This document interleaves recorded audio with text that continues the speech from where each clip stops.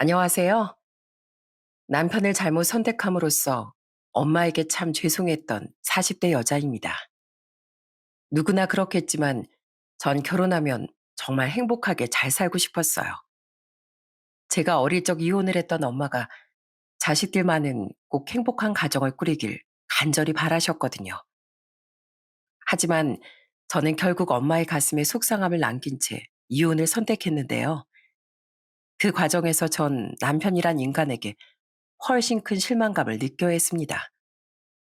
남편은 제가 생각했던 것보다 훨씬 엉망인 인간이었더라고요. 그런 그놈에게 엄만 불같은 응징을 해주셨는데 그때 이야기를 지금부터 여러분께 들려드리려고 합니다.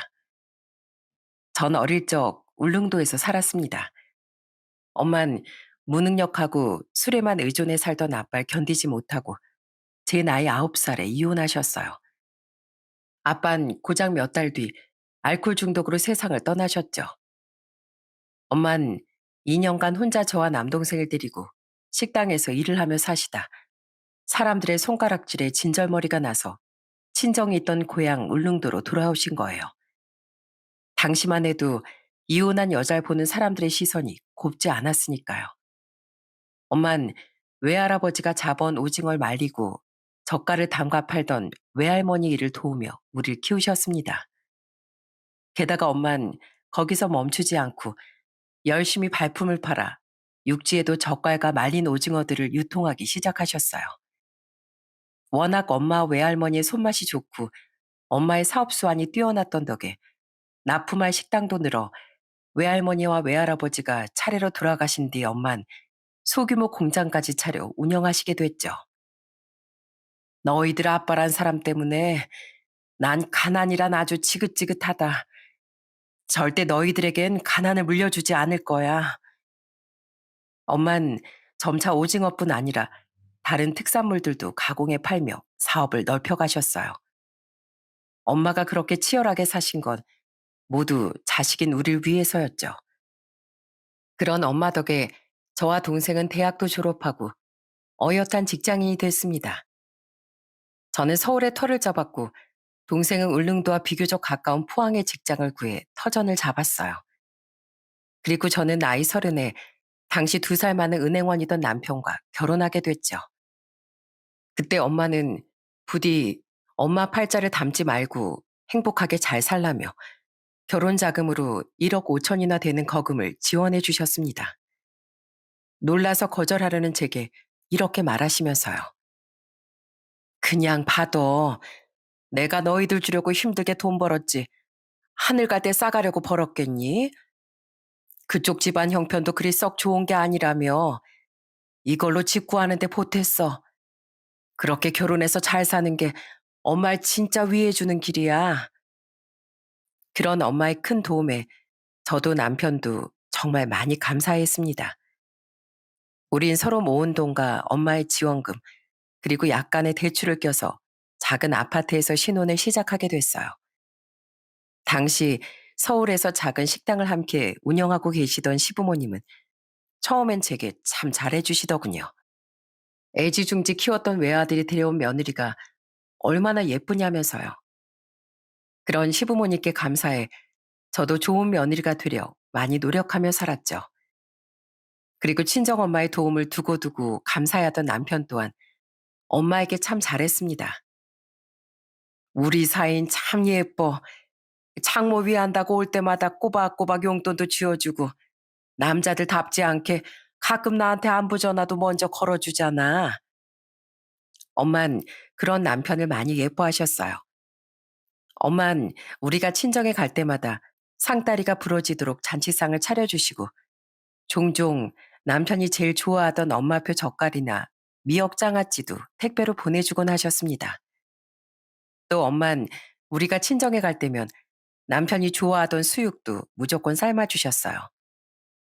어느 날엔 기분이 많이 좋으셨는지 막걸리를 드신 엄만 기분 좋게 취해 남편의 손을 잡고 이런 말씀도 하셨죠.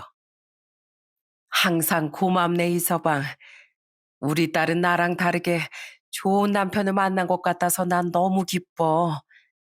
내 이번 생에 유일무이한 소원이 있다면 그건 우리 애들만은 절대 이혼하지 말고 오래오래 행복한 가정 속에서 살아가는 거야.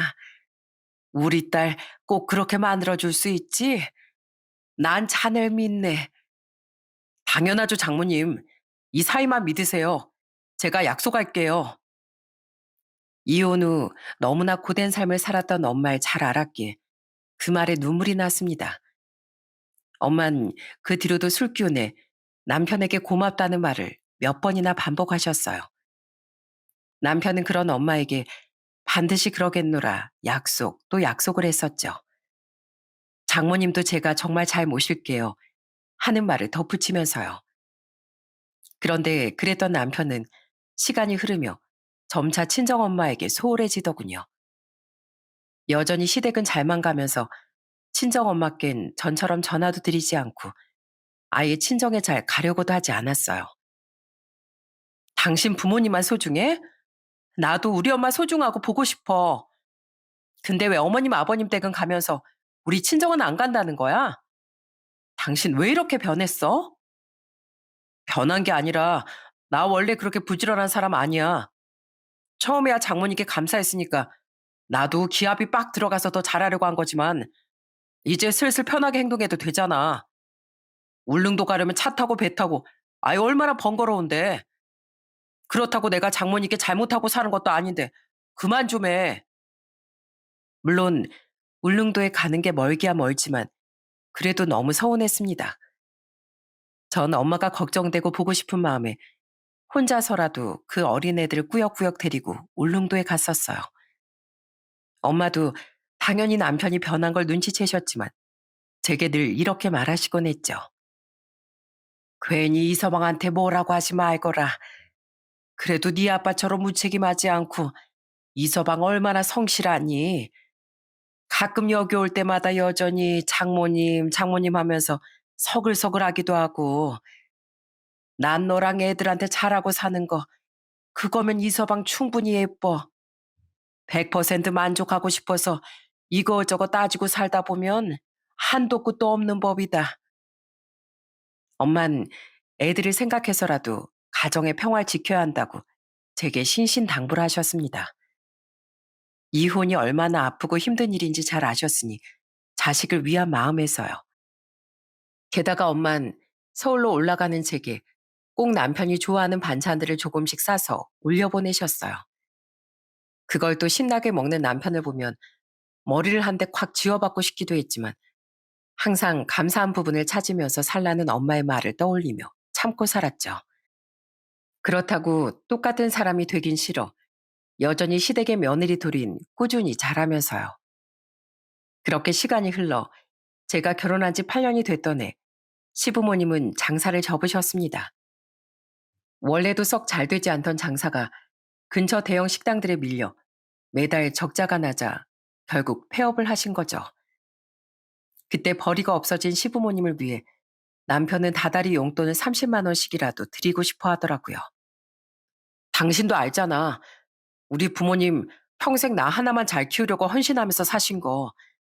자식이 돼서 그 정도는 효도하면서 살고 싶어. 그래, 그렇게 해. 자식이라곤 당신 하나인데 맞는 생각이라고 생각해. 조금씩 서운함을 느끼며 살았다지만 그래도 제 남편 아닙니까? 그런 남편을 키워주신 시부모님께 그 정도는 하나도 아깝지 않다고 생각했어요. 다만 저희 엄마에게도 마찬가지로 잘해드리고 싶다는 마음에 남편에게 똑같이 용돈을 드리면 어떻겠냐는 의견을 조심스레 내보았더니 남편이 인상을 팍 쓰지 않겠어요? 장모님도? 장모님은 돈 많으시잖아. 우리 부모님과는 상황이 달라. 나도 최근에 연봉이 많이 올랐고 당신도 돈을 못 버는 것도 아닌데 30 정도 더 드린다고 뭐가 달라져? 액수가 문제가 아니라 그렇게라도 엄마께 효도하고 싶어서 그래. 게다가 우리 엄만 우리가 결혼할 때 지원도 많이 해주셨잖아. 근데 그걸 꼭 그렇게 인상을 팍 쓰면서까지 반대를 해야 돼? 우리 엄마한테 그렇게 고마워할 때는 언제고. 상황이 힘들면야 못 드릴 수도 있지만 당시 우리의 경제 상황이 그렇게 힘들지 않았었어요.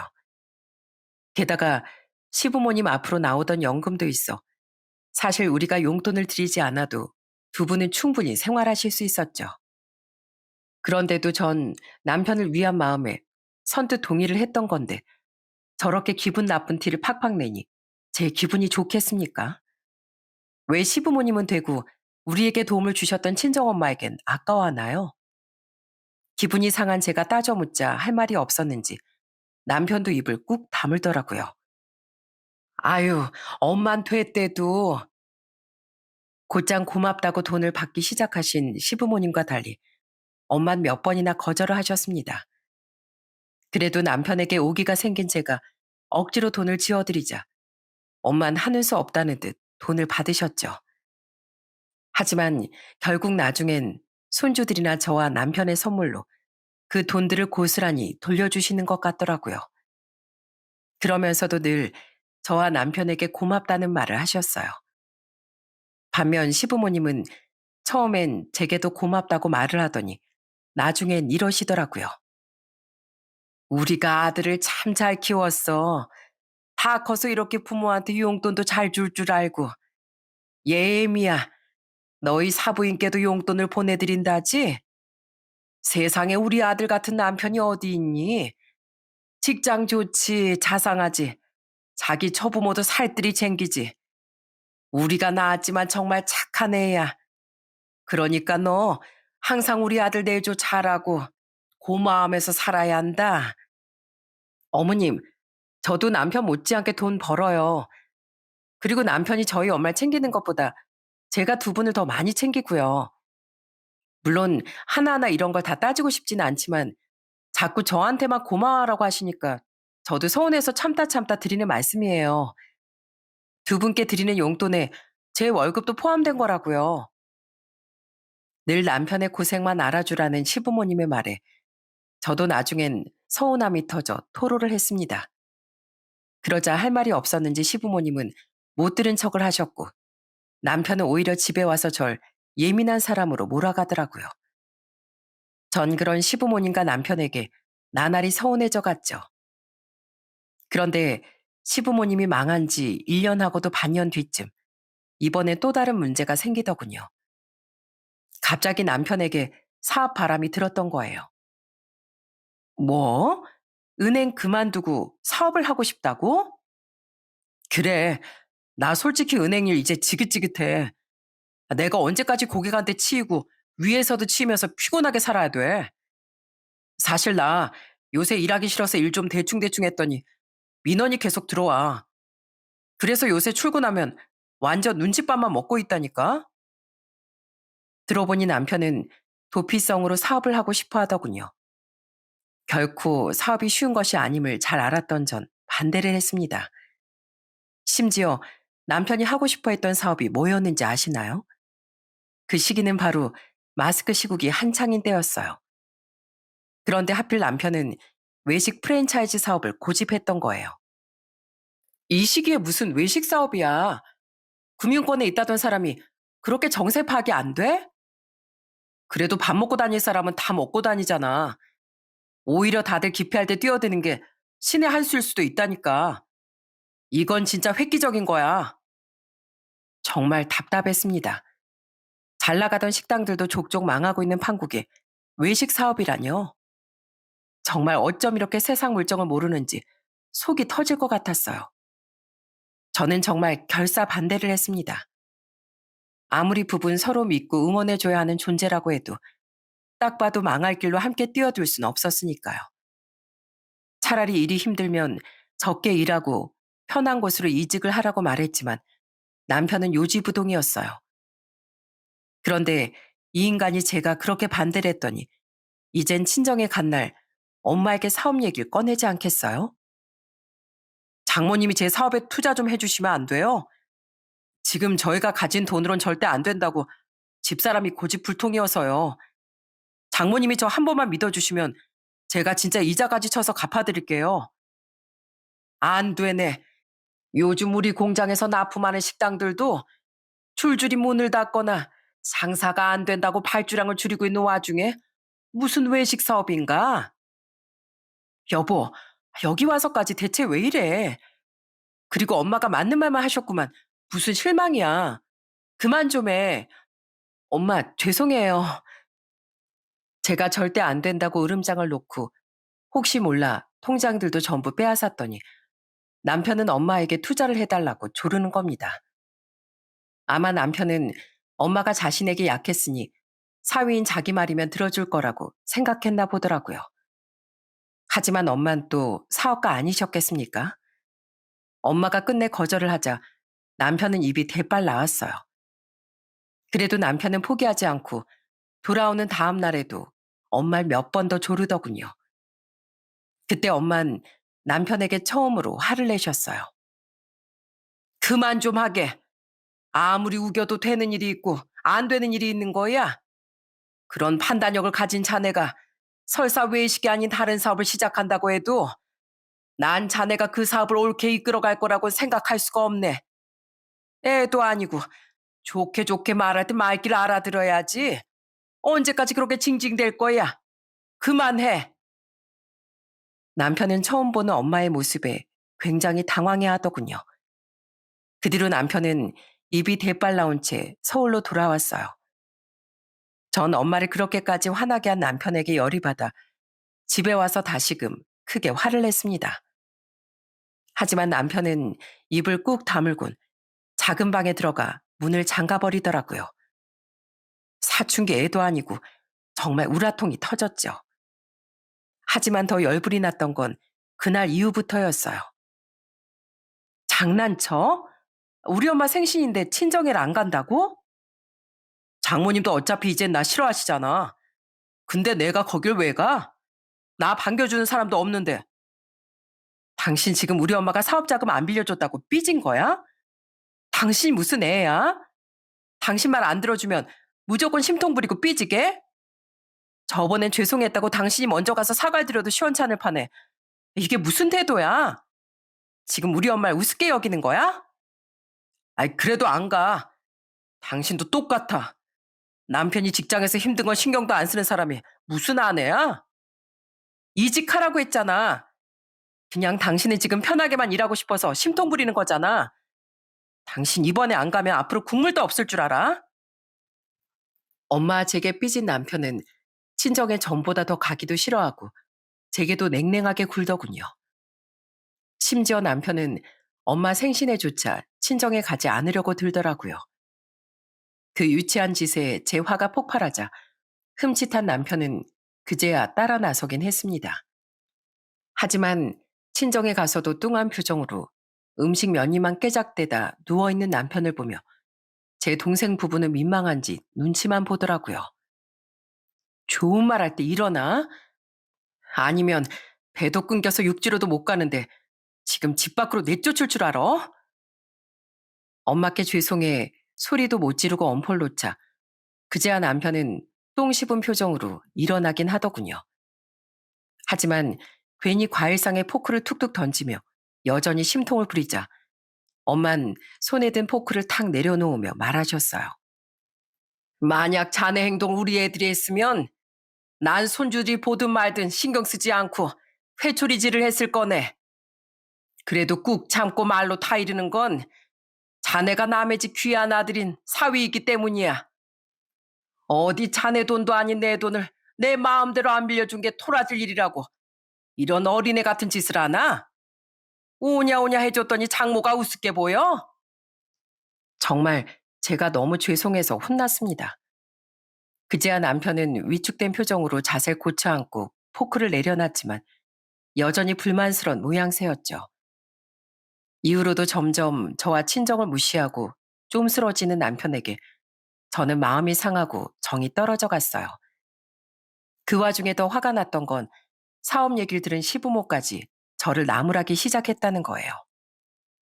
예, 아내가 돼서 남편이 하자고 하면 그냥 조신하게 따르는 거지. 어디서 된다 안 된다 바라기야? 우리 애가 오죽했으면 사부인에게까지 가서 돈을 부탁했겠냐고? 남편 자존심을 아내라는 애가 나서서 눌러버리는 게 맞는 거니? 어머님, 이게 지금 저한테 화낼 일이 맞다고 생각하세요? 지금 이 시국에 외식 사업이 말이 되냐고요. 그러다 이 사람이 사업 말아먹으면 그 고생은 다 누가 하는데요? 여잔 원래 남자가 하자고 하면 무조건 따르는 거야. 그 뒤에 고생이 됐든 뭐가 됐든 자기 한 몸 희생할 줄 아는 게 진정한 아내의 도리지. 저는 제게 미안해하긴커녕 절 못된 사람으로 만드는 시부모도 이해가 되지 않았습니다. 시부모는 점점 저를 못마땅하게 여겼어요. 저도 남편 편만 들며 제게 부당한 희생을 강요하는 시부모가 불편해져 갔죠. 그 와중에 여전히 제게 심통이 나 있던 남편은 우리 부모님 무섭지? 그러니까 이제 그만 항복하시지 그래? 하고 말하는데 정말 정내미가 뚝뚝 떨어졌습니다. 그렇게 우리 부부는 서로 점점 더 멀어져 갔어요. 그렇게 남편이 사업 이야기를 꺼낸 지 1년가량 지났던 1월의 어느 겨울날, 저는 더욱 황당한 사실을 알게 됐죠.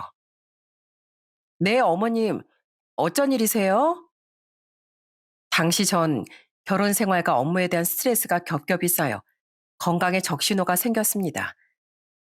결국 전 휴식을 위해 한 달간 짧은 휴직을 결정했고 집에서 쉰 지 한 주쯤 됐던 날 시모에게 전화를 받게 됐어요. 전 시모가 제가 걱정되어 전화를 건 줄 알았습니다. 그래도 가족이니까요. 하지만 황당하게도 시모는 불만에 가득 찬 목소리로 이러더군요. 예, 너 혹시 꾀병 아니니? 설마 이대로 집에 눌러 앉아서 우리 아들 돈으로 탱자탱자 놀고 먹으려는 거 아니지? 내 눈에 흙이 들어가도 그 꼴을 못 본다.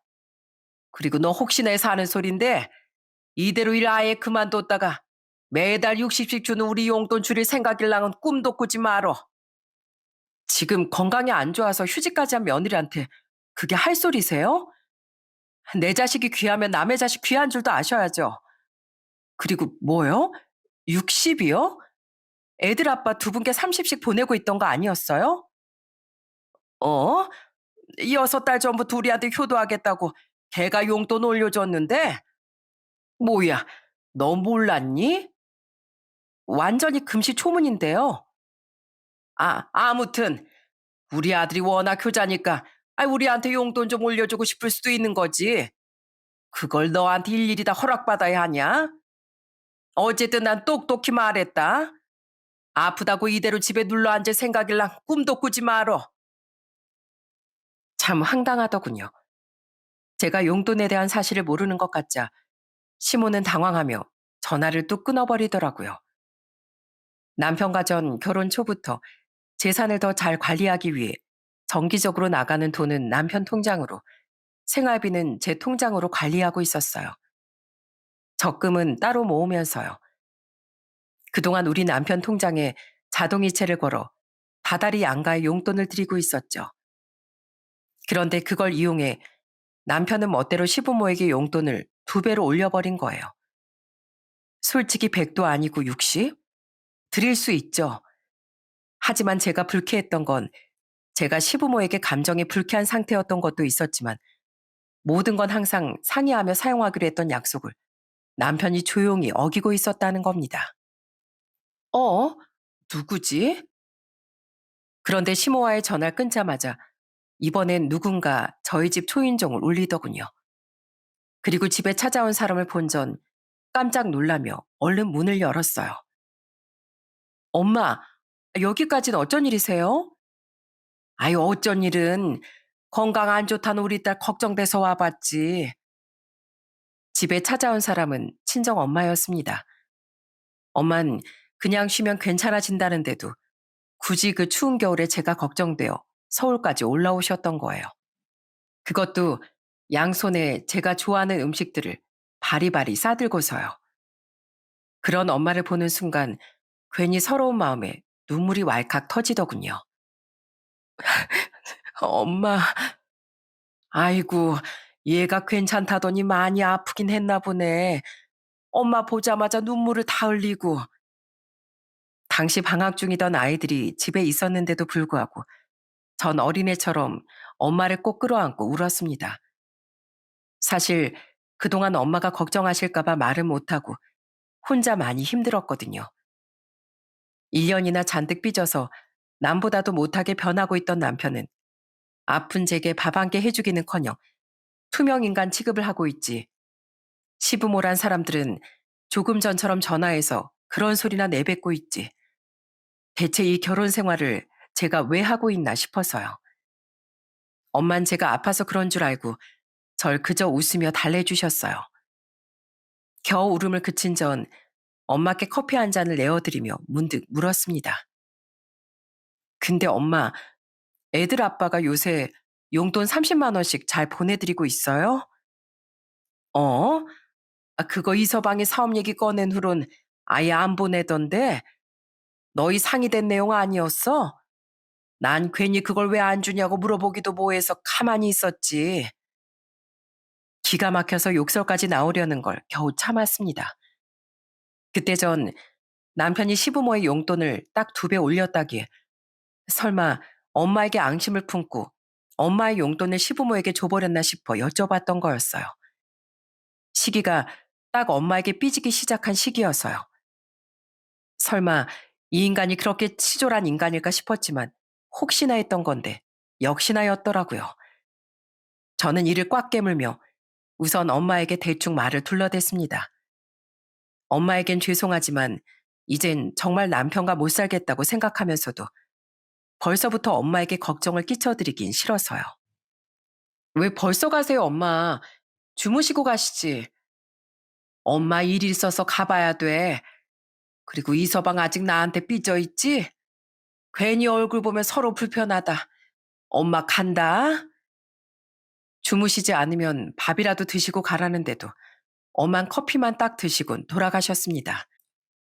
딱 봐도 사위 눈치 때문에 돌아가시려는 엄마께 정말 얼마나 죄송했는지 몰라요. 전 엄마가 가시자마자 엄마 통장으로 100만 원을 이체하곤 다시 전화를 드렸어요. 이에 방금 휴대폰에 알림 떴는데 돈을 대체 왜 보냈어? 죄송해서요. 그동안 말없이 용돈도 못 보내드렸는데 차비랑 식재료비라도 드리고 싶었어요. 아이고, 그게 무슨 100이나 된다고 그래. 엄만 필요 없으니까 도로 보내마.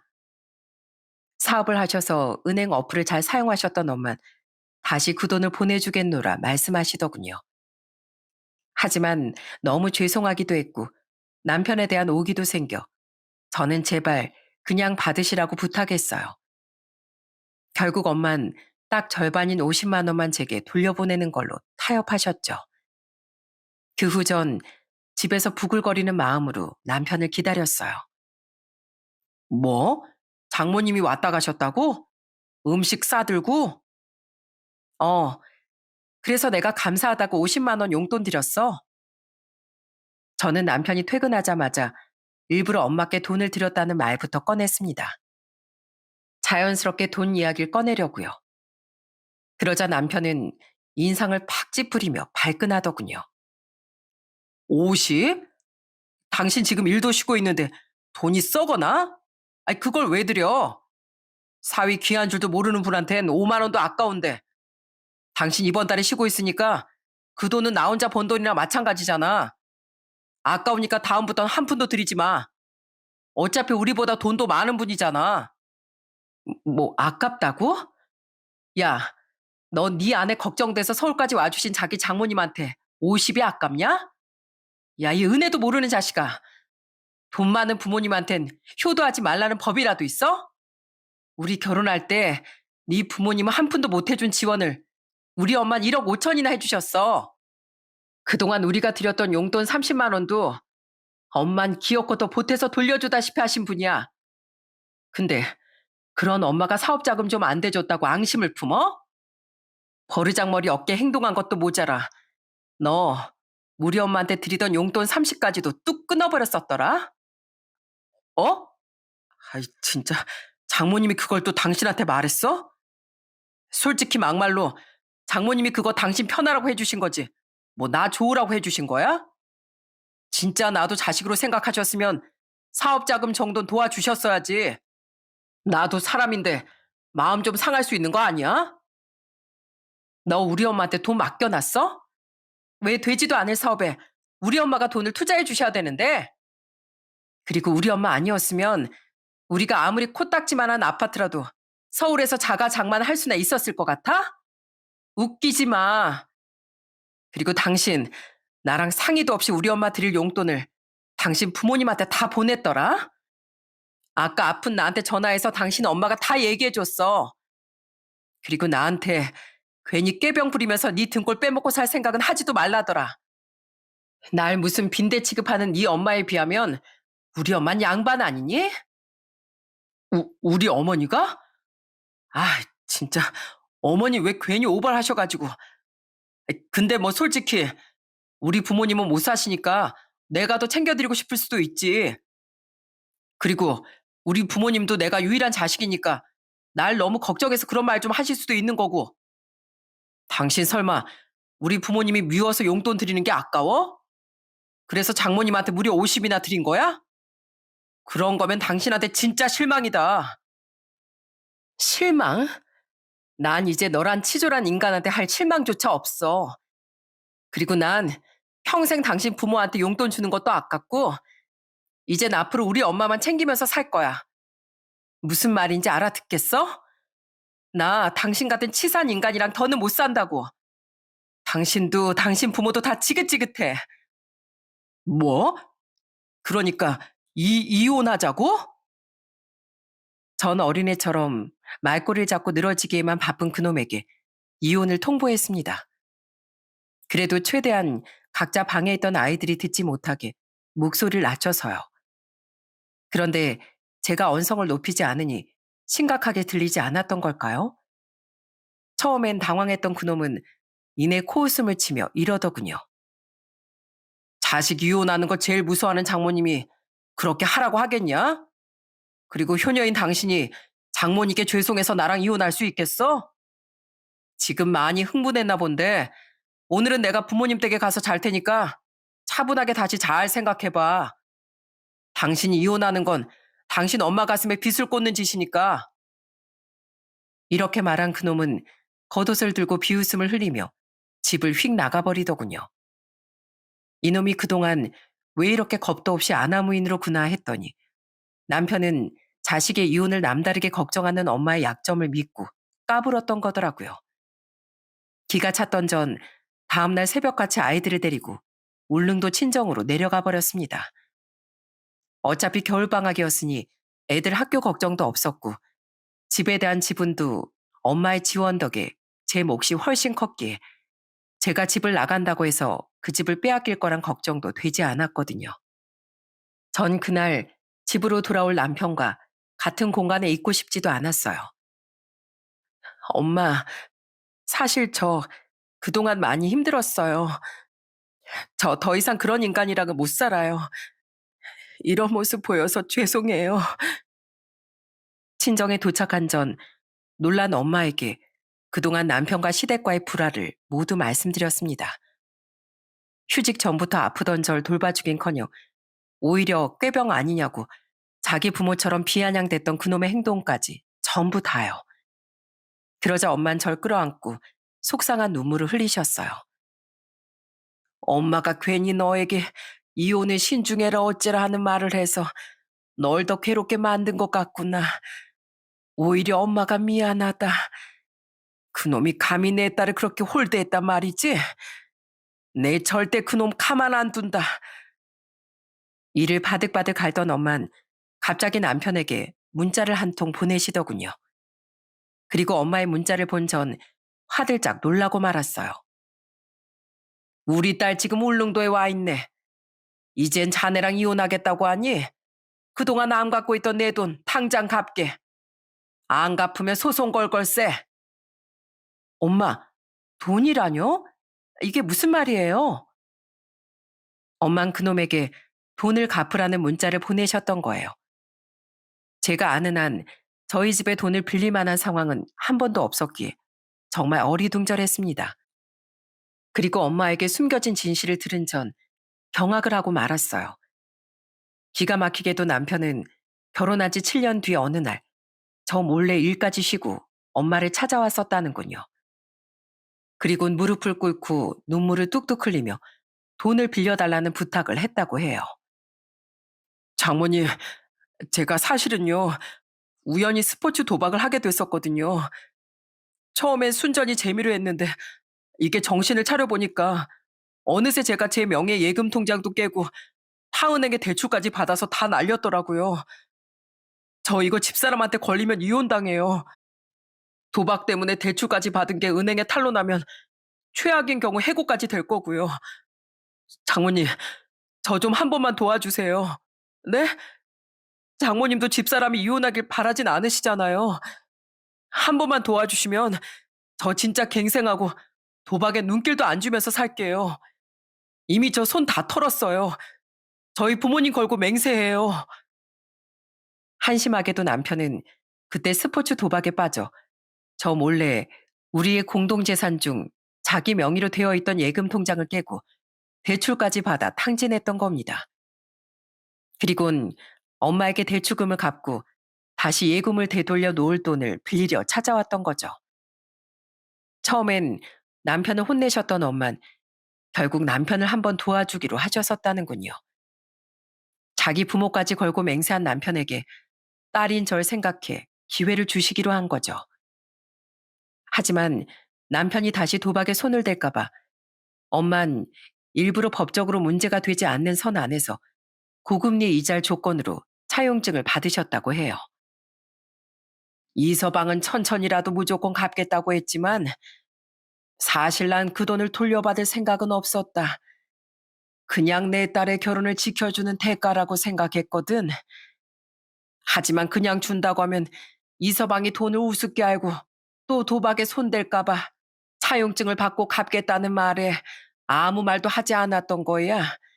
차용증에 대한 법적 공증까지 다 받고 말이야.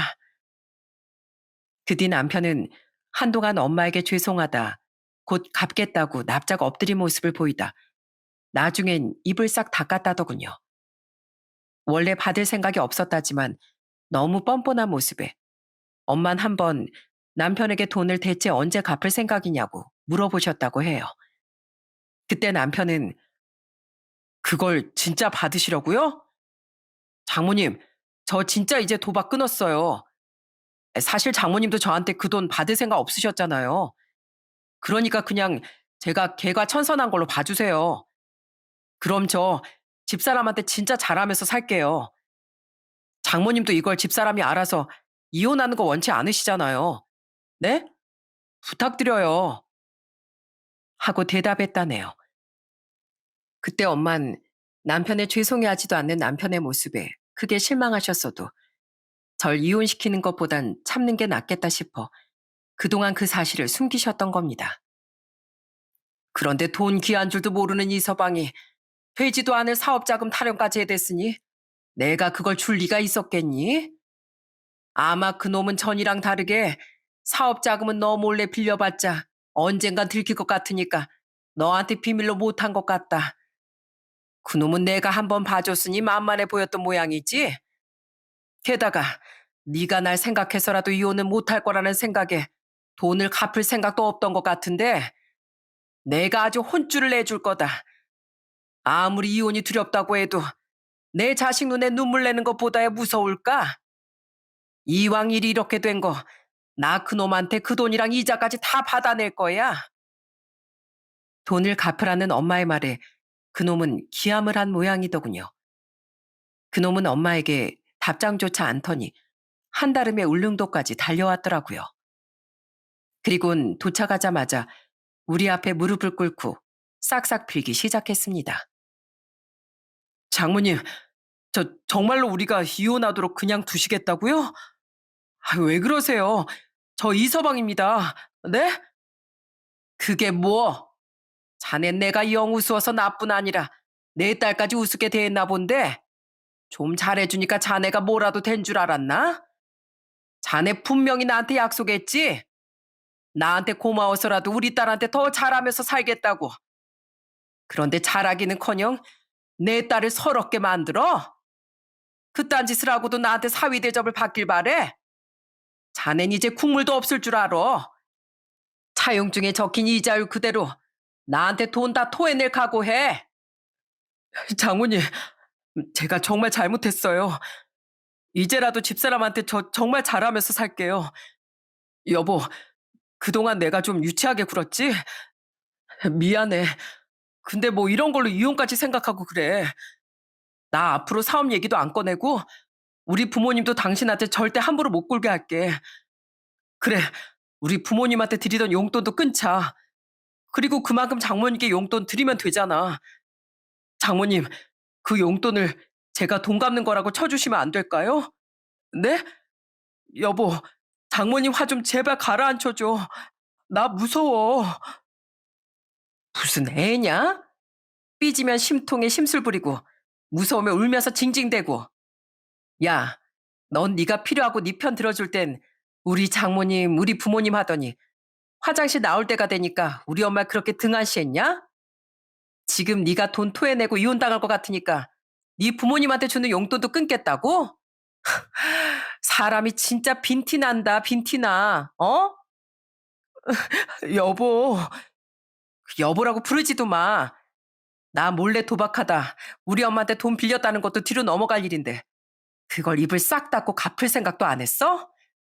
그것도 당당하게 이혼의 아픔 있는 우리 엄마한테 이혼 얘기까지 들먹이면서? 너처럼 치졸하고 경박한 놈은 더 이상 내 인생에 끼어들 자리도 없어. 그러니까 당장 이 집에서도 서울의 우리 집에서도 나가. 넌 그 집에 궁둥이 들이밀 자격도 없어. 그리고 개인적 이유를 진 빚은 부부 공동 책임이 아니라더라. 우리 엄마한테 진 빚은 이혼하고 나서 너 혼자 다 갚아야 될 거야.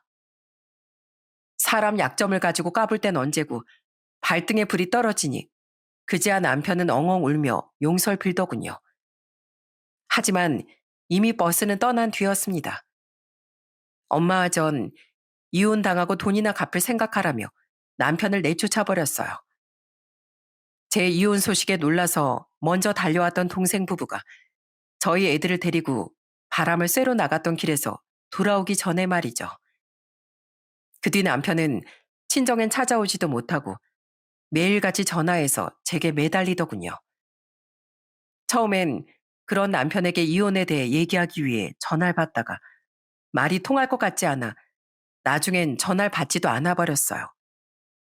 엄마야, 뭐 돈 얘기 아니면 연락하지도 말라는 문자를 보낸 뒤 남편의 연락을 전부 무시하셨죠.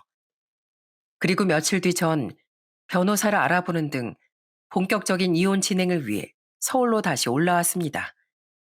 애들은 잠시 엄마에게 맡기고서요. 여보, 돌아왔구나. 아직도 여기서 버티고 있었니? 내가 나가라고 했지? 당신이 말귀를 못 알아듣길래 나 이혼 소송 준비하려고 다시 올라온 거야. 남편은 아직도 집에서 버티고 있더군요. 전 그런 그놈을 투명인간 취급했는데 제가 왔다는 소식을 듣고 시부모까지 집으로 달려와 살살 제 비위를 맞추려고 들더라고요. 애미야, 너 저번에 내가 그렇게 전화해서 마음 상했니? 내가 미안하다. 아유, 내가 늙으니까 입이 주책이야, 주책. 그래, 애미야. 내가 이 여편네 아주 홍군형을 내줬다. 어디 감히 우리 귀한 며느리한테 그런 소리를 하냐고 말이야. 난 네가 너무 걱정돼서 그동안 전화도 못했던 거야. 그리고 정규 이놈이 있지? 이놈도 내가 잘 타일러 놨다.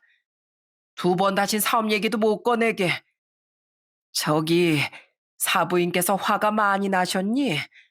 우리가 한번 연락드려 볼까? 아니요. 두 분이 여태절 어떻게 취급했는지 제가 다 일러바쳐서 전화하면 욕이나 실컷 들으실걸요? 물론 저야 속이 시원하겠지만 괜히 그렇게 저희 엄마 혈압 올리는 불효 저지르고 싶진 않으니까 그만두세요. 그리고 두 분이 저한테 미안했다고요? 제가 그 말을 믿겠어요? 전 저 인간이 저희 엄마에게 점점 소홀해졌어도 두 분한텐 그래도 며느리 도리를 다 하고 살았다고 생각합니다. 하지만 그런 제게 고마운 줄도 모르고 저 금수 같은 아들만 감싸면서 절 비난한 게 바로 두 분이에요. 전 그런 두 분과도 이젠 가족으로 살 생각 없으니까 당장 나가세요.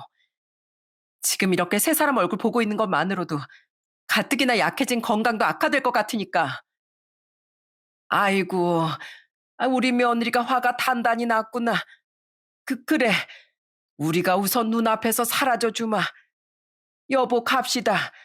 정규야, 너도 얼른 대충 짐 싸서 나와라. 아버지, 저더러 여길 나가라고요? 어떻게든 지푸라기라도 잡고 싶으면 당장 나와. 괜히 여기서 더 얼쩡거리다 애미 속만 더 긁지 말고. 애미야, 우리 간다. 응, 그동안 마음 좀 잘 풀어보고 나중에 연락다오. 아쉬울 때만 눈치를 보는 모습이 세 사람 모두 똑 닮았더라고요. 떡 줄 사람은 생각도 없는데 시부모는 그놈처럼 포기를 못한 듯 끝까지 제 눈치를 보며 남편을 데리고 나가버렸습니다. 오히려 저로선 참 잘된 일이었죠. 왜냐하면 저는 이때다 싶어 집 비밀번호도 바꾸고 남편의 짐도 용달을 불러 시댁으로 다 보내버렸거든요. 그리고 이혼 소송을 거는 것과 동시에 저는 남편의 은행에 민원도 걸어버렸어요. 금전적 문제에 있어 타의 모범이 돼야 할 은행 직원이 도박에 뻔뻔한 채무 불이행이 말이 되는 일입니까? 이런 직원에게 어떻게 고객이 신뢰를 가질 수 있겠습니까? 하고 남편의 은행 직원으로서의 행동 강령 위반과 품위 손상에 대해 걸고 넘어진 거죠. 저와 엄마를 우습게 여긴 그놈에게 이렇게라도 복수하고 싶었거든요. 그리고 저와 별개로 엄마 또한 돈을 갚을 생각은 않고 계속 봐달라며 매달리기만 하던 그놈에게 소송을 걸어버리셨어요. 여보, 당신도 장모님도 정말 너무한 거 아니야? 그렇게 참아줄 때 적당히 했어야지. 꼭 당신처럼 적당히를 모르고 자기 무덤 파는 인간들이 있더라. 엄한 나랑 우리 엄마 탓하지 말고 상황을 이 지경으로 만든 당신 자신을 탓해. 남편은 집 앞으로 찾아와 엉엉 울며 저와 엄마를 원망하더군요. 하지만 저는 문도 열어주지 않고 냉정하게 그놈을 내쫓아 버렸죠. 이후 아이들을 집에 다시 데려오고 건강이 회복되어 복직도 한 전 시간이 흘러 남편과의 소송에서 승리했습니다. 법원은 부부의 재산을 멋대로 탕진한 남편에게 불리한 재산 분할 비율을 책정했고 남편은 그와 별개로 저희 엄마에게 고금리 이자까지 더해 빚을 갚아야 했어요. 또한 아이들이 저와 살기를 강력히 원했고 상황도 저에게 유리했기에 전 양육권도 빼앗아 올 수 있었죠. 결국 남편은 아이들의 양육비까지 다달이 제게 지급하게 됐어요. 아, 그놈은 은행에서 개망신과 더불어 징계 처분도 받게 됐는데 원래도 평판이 좋지 않던 그곳에서 버티지 못한 그놈은 결국 자기 발로 스스로 은행을 그만뒀다고 하더군요. 그리고 이 사연의 사건으로부터의 거의 3년 가까운 시간이 흐른 지금 전 남편이 어떻게 됐는지 아시나요? 전 아이들의 면접 교섭권 때문에 가끔이나마 전 남편과 연락을 주고받아야 했는데 전 남편과 시댁은 완전히 망해버렸습니다. 여보, 당신하고 장모님 말이 맞았어. 전 남편은 은행을 그만둔 뒤 기업고 외식 사업을 시작했습니다. 아무리 마스크 시국이 끝나갈 무렵이었다지만 역시나 무모한 짓이었어요. 전 남편은 재산 분할 받은 돈에서 엄마에게 돈을 갚고 남은 돈으로 부족하니 시부모의 집을 담보로까지 대출을 받아 사업을 시작했다고 해요. 하지만 사업은 1년도 안 되어 쫄딱 망해버렸죠. 결국 대출금을 갚지 못한 시부모와 전 남편은 빚을 갚으려 집을 팔고 작은 전셋집으로 이사해 궁상맞게 살게 됐어요. 지금 전 남편은 배달 아르바이트를 하며 시부모를 부양하고 있는데 아이들에게 밥 사줄 돈도 없다며 몇 달째 애들을 만나지도 않고 있습니다. 그러면서도 아직까지 미련을 놓지 못하고 한 번씩 제게 미련 뚝뚝이 문자를 보내기에 짜증이 나서 제가 이렇게 답장해 줬어요. 앞으로 애들 일은 애들 휴대폰 통해서 나한테 연락해. 차단한다. 이후 냅다 번호를 차단해 버렸더니 아직까지 그놈은 애들에게도 아무런 연락이 없더라고요. 그리고 몇 달 전 저희 엄만 울릉도에서의 사업을 완전히 접고 서울에 저희 집으로 올라오셨습니다. 동생네야 옳게 불편하게 만들기 싫어 갈 생각이 없으셨지만 혼자 애를 키우면서 힘들게 사는 절 돕고 싶으시다면서요. 어차피 이제 나이도 70이 다 되셨으니 사업을 더 끌어갈 힘도 없으셨다는 엄마에게 얼마나 죄송하던지요. 하지만 한편으론 이제 계속 연로해지실 엄마를 이렇게라도 모시고 살 수 있어 다행이라는 생각도 들었습니다. 전 앞으로 아직도 전 남편만 생각하면 너무 죄송한 마음이 드는 엄마께 오래도록 효도하며 살 생각이에요. 과거 엄마가 고생스럽게 저와 동생을 키워주셨듯 이젠 제가 엄마 우리 아이들을 위해 남은 평생을 바쳐 살아가려고요. 돌이킬 수 없는 흉악 범죄나 바람을 제외하고 가장 악질인 죄악 중 하나는 사람의 약한 부분을 이용하는 일인 것 같습니다. 자식을 걱정하고 사랑하는 마음을 이용해 자신을 아껴주던 장물 휘두르고 얕잡아 보려 한 제 전남편 같은 인간 말이죠. 죄가 악질인 만큼 되돌아오는 응징과 천벌 또한 큰 법임을 이젠 제 전남편이 꼭 깨달았으면 좋겠네요. 제 사연은 여기까지입니다. 끝까지 들어주신 여러분 한 분 한 분 모두에게 감사하다는 말씀드리며 전 여기서 이만 인사드릴게요.